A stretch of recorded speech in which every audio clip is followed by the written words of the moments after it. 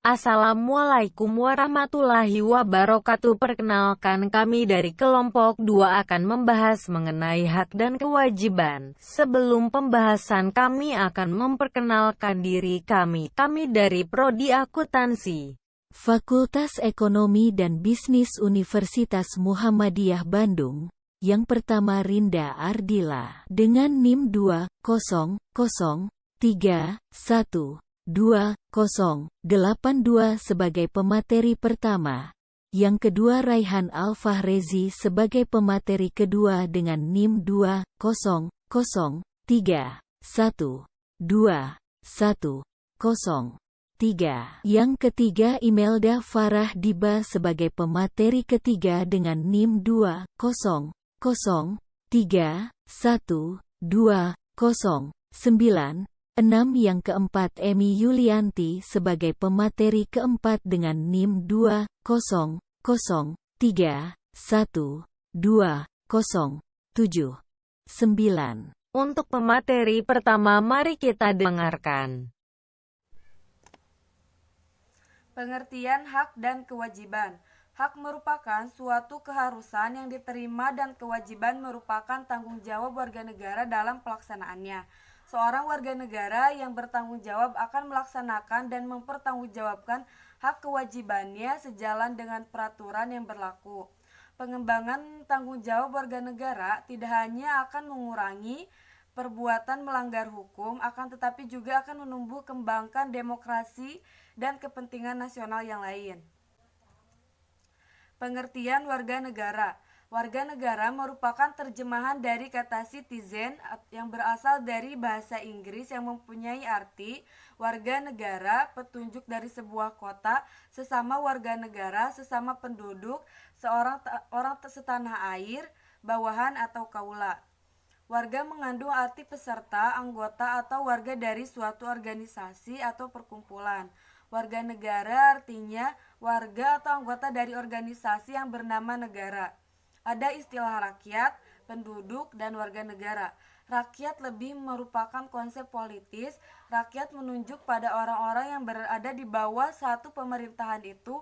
Istilah rakyat umumnya dilawankan dengan penguasa.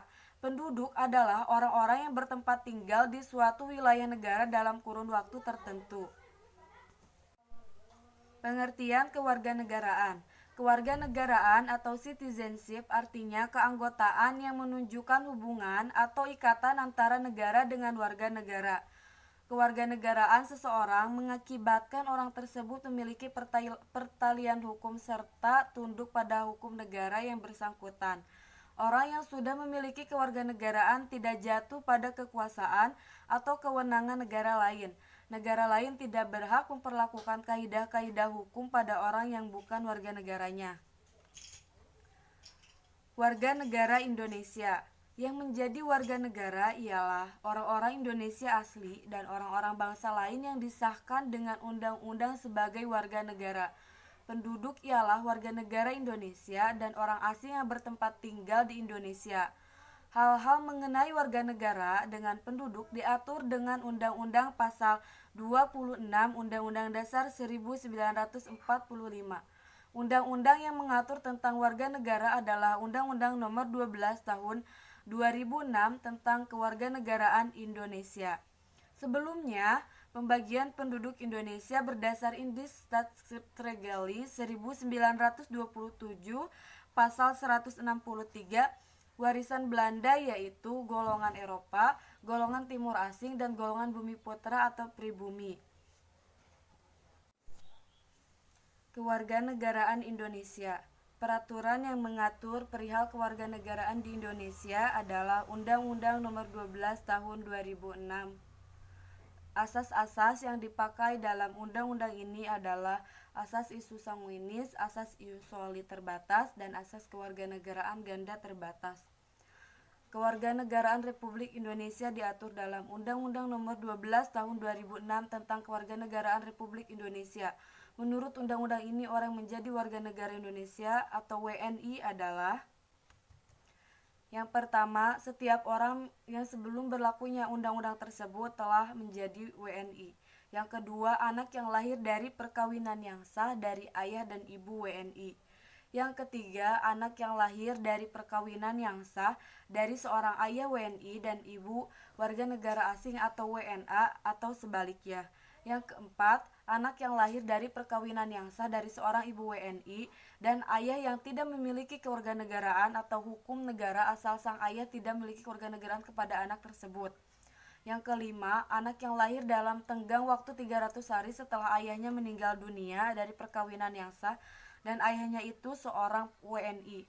Yang keenam, anak yang lahir di luar perkawinan yang sah dari ibu WNI.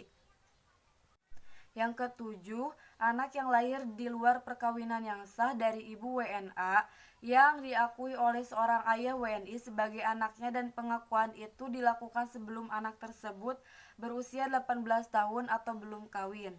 Yang kedelapan, anak yang lahir di wilayah negara Republik Indonesia yang pada waktu lahir tidak jelas status kewarganegaraan ayah dan ibunya. Yang kesembilan, anak yang baru lahir yang ditemukan di wilayah negara Republik Indonesia selama ayah dan ibunya tidak diketahui. Yang kesepuluh, anak yang lahir di wilayah negara Republik Indonesia apabila ayah dan ibunya tidak memiliki kewarganegaraan atau tidak diketahui keberadaannya.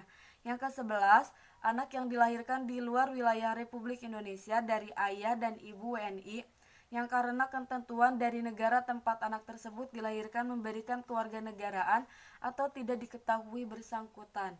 Yang ke-12, anak dari seorang ayah atau ibu yang telah dikabulkan permohonan kewarganegaraannya, kemudian ayah atau ibunya meninggal dunia sebelum mengucapkan sumpah atau menyatakan janji setia.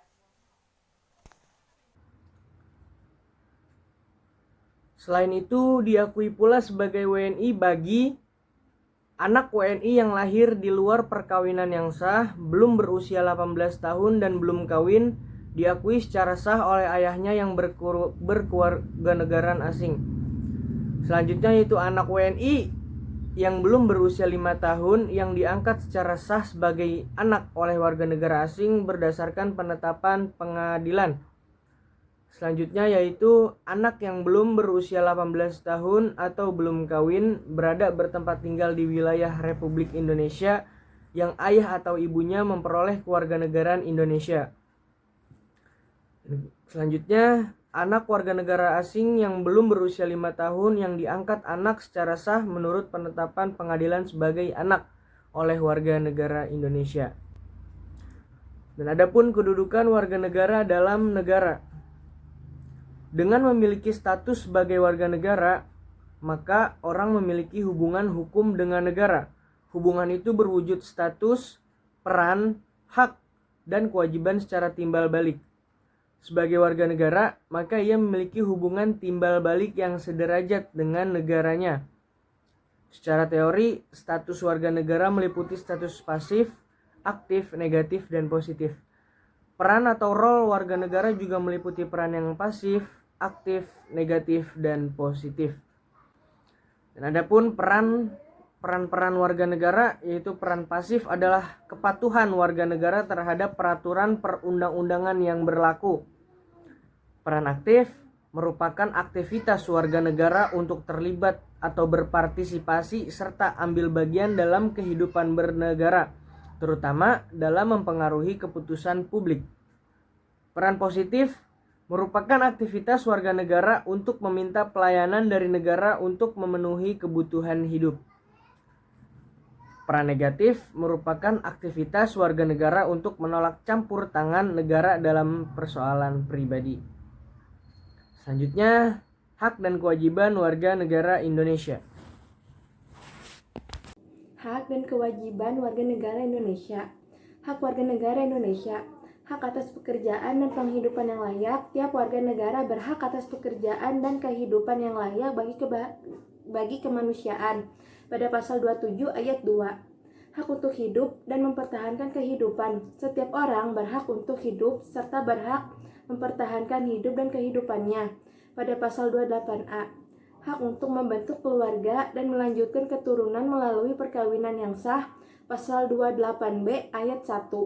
Hak atas kelangsungan hidup. Setiap anak berhak atas kelangsungan hidup, tumbuh dan berkembang. hak untuk mengembangkan diri dan melalui pemenuhan kebutuhan dasarnya, dan berhak mendapatkan pendidikan, ilmu pengetahuan dan teknologi, seni dan budaya demi meningkatkan kualitas hidupnya demi kesejahteraan hidup manusia pada pasal 28C ayat 1. Hak untuk memajukan dirinya dalam memperjuangkan haknya secara kolektif untuk membangun masyarakat, bangsa, dan negaranya pada pasal 28C ayat 2. Hak atas pengakuan, jaminan, perlindungan, dan kepastian hukum yang adil serta perlakuan yang sama di depan hukum pada pasal 28D ayat 1. Hak untuk mempunyai hak milik pribadi, hak untuk hidup, hak untuk tidak disiksa, hak kemerdekaan pikiran dan hati nurani, hak beragama, hak untuk tidak diperbudak, hak untuk diakui sebagai pribadi di hadapan hukum, dan hak untuk tidak dituntut atas dasar hukum yang berlaku surut adalah hak asasi manusia yang tidak dapat dikurangi dalam keadaan apapun pada pasal 28I ayat 1.